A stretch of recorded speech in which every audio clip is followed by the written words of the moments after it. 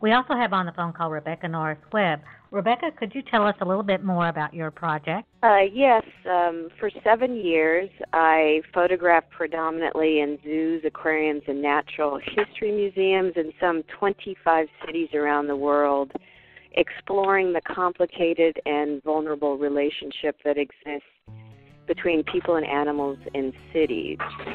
The title of the series in the book, The Glass Between Us, was inspired by this marvelous quote by one of my favorite poets, Miłosz, a Polish poet. The quote goes as follows: "We are separated from nature as if by a glass wall. We are akin to it and yet separated by our consciousness, our curse, and our blessing." The project started in 1998. I was out on Coney Island, and I wandered by the aquarium. I realized I'd never visited, wandered inside, and all of a sudden I was struck by the fact I was in an odd place for New York City. It was a place in which the animals outnumbered the people, which felt odd but a lot like home, because I'm from one of the Great Plains state of South Dakota, where only 500,000 people live. Anyway, as I turned the corner, I came across this amazing sight. A white beluga whale seemed to float high over the heads of the few remaining visitors at the aquarium that day, and their faces were reflected in the glass tank. And I thought to myself, oh, I'll get rid of that reflection. And then I thought, no, there's something interesting about the reflection of the people and the animal.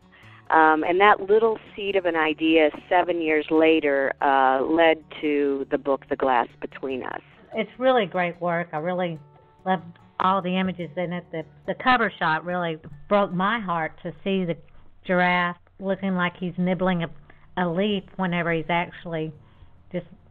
It's a mural. It's not an actual tree. It moves me. Yes, and I would say that sort of emotional tension is what underlies this project, because I think it's often a complicated feeling that many of us have when we go to zoos as adults. I know I was especially moved by the most intelligent animals in the zoo, such as the chimpanzee and the gorillas and the elephants. I mean, you always see a spark of intelligence in those eyes. And if I also caught just a whiff of suffering, it made me want to head for the door.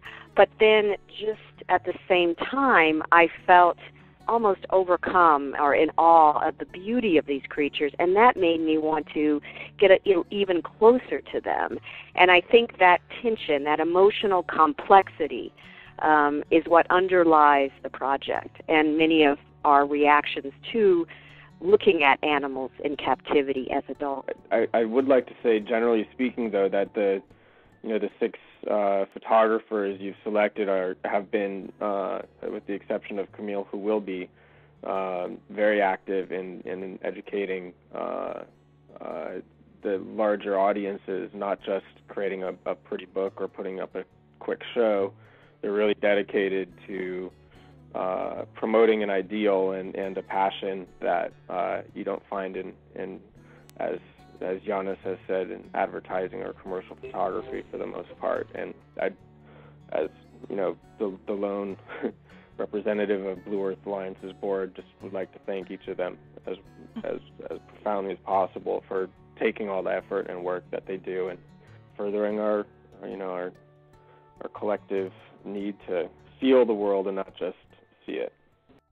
Well, I would like to just say that just hearing about each person's project and seeing the work, I know that in a very strange way it's all connected. They all are causes and effects of each other, and it's really great to see a diversity of subjects that are all connected. Yeah, I really feel good about showing this work.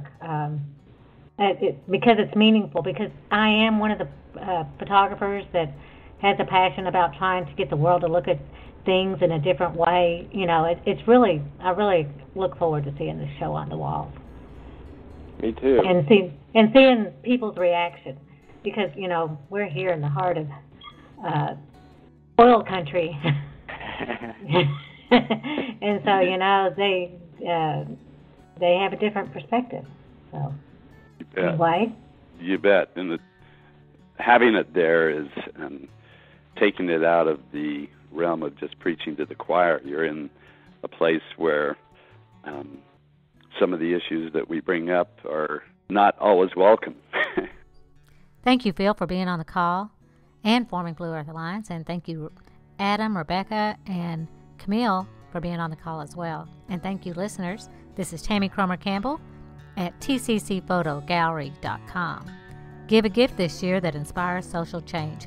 Give a Blue Earth Alliance photograph. Happy holidays.